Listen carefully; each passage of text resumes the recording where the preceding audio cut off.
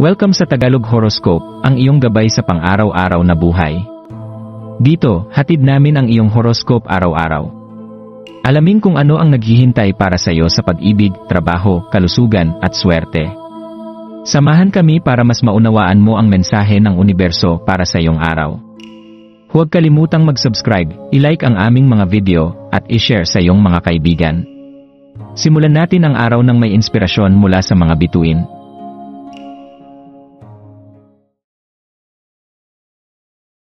Narito ang iyong pang-araw-araw na horoscope para sa Pisces ngayong January 18, 2025. Isang araw ng pagninilay at panloob na paglago ngayong Sabado, January 18, nagising ka na puno ng potensyal para sa panloob na pagbabago.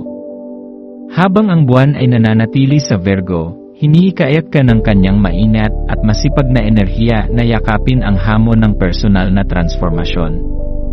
Ito ay hindi lamang tungkol sa paggawa, kundi pati na rin sa pagtuklas ng iyong mas malalim na damdamin. Gamitin ang pagkakataong ito upang pakinggan ang tinig ng iyong puso na nagpapakita ng lakas sa gitna ng iyong empatya at pagkaunawa. Ika-negatibo 20 araw ng buwan, pagpapalaya sa sarili, habang dumadaloy ang ika-negatibo 20 lunar day, maglaan ng oras upang pagnilayan ang kahalagahan ng pagbabago sa iyong buhay. Sa kabila ng mga takot o pag-aalinlangan, alam mo na mayroong liwanag sa loob mo na naglalagay sa iyo sa gitna ng iba. Subalit, ang liwanag na ito ay maaaring matakpan ng negatibong damdamin tulad ng pagsisisi o pagkukumpara sa iba.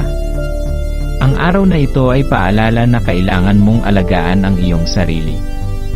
Sa pamamagitan ng pagpapatawad sa iyong mga pagkakamali, maaari mong simulan ang pagbubukas ng daan patungo sa mas maliwanag na bukas. Pagpapahayag ng iyong natatanging pagkatao sa ilalim ng enerhiya ng Virgo Moon, ang iyong kakayahang maging masipag at mapanlikha ay nasa rurok. Hinihikayat ka nitong tingnan ang mga aspeto ng iyong buhay na maaaring nangangailangan ng masusing pagsusuri. Ito rin ang tamang panahon upang suriin ang iyong mga natatanging katangian at ang positibong epekto ng mga ito sa iyong kapaligiran. Subukang gamitin ang araw na ito sa malikhaing paraan, maaaring sa pamamagitan ng pagsusulat, pagguhit, o kahit sa simpleng pagmumuni-muni. Ang bawat maliit na hakbang ay isang bahagi ng mas malaking paglago na iyong hinahangad. Ang lakas ng pagiging bukas loob habang ginugugol mo ang araw, tandaan na ang kahinaan ay hindi tanda ng kahinaan, kundi isang patunay ng lakas. Ang pagiging tapat sa iyong nararamdaman ay nagbibigay daan sa mas malalim na koneksyon sa iyong sarili at sa iba. Gamitin ang pagiging masinsinang enerhiya ng Virgo upang bigyang pansin ang mga bagay na maaaring hindi mo napapansin sa karaniwan mong araw.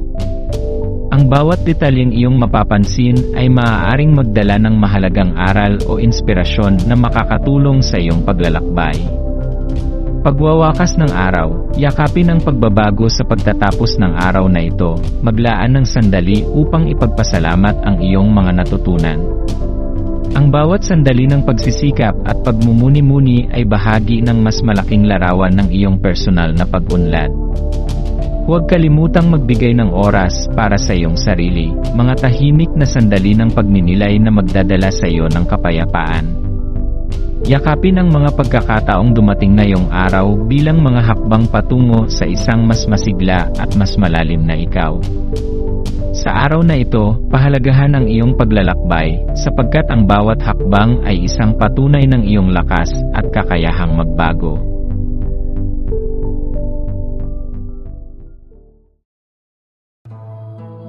Maraming salamat sa panonood ng iyong horoscope ngayon araw. Naway gabayan ka ng mga bituin sa iyong landas. Huwag kalimutang mag-like, share, at subscribe para sa iba pang cosmic na kaalaman. Hanggang sa muli, manatiling konektado sa universo